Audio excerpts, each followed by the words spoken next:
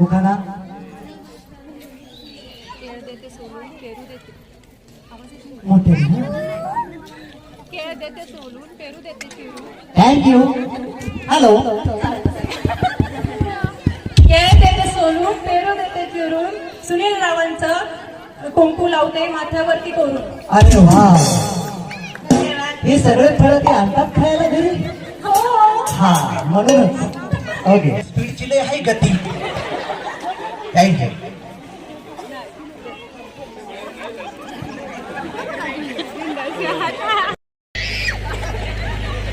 आता कसं आज आहे की गो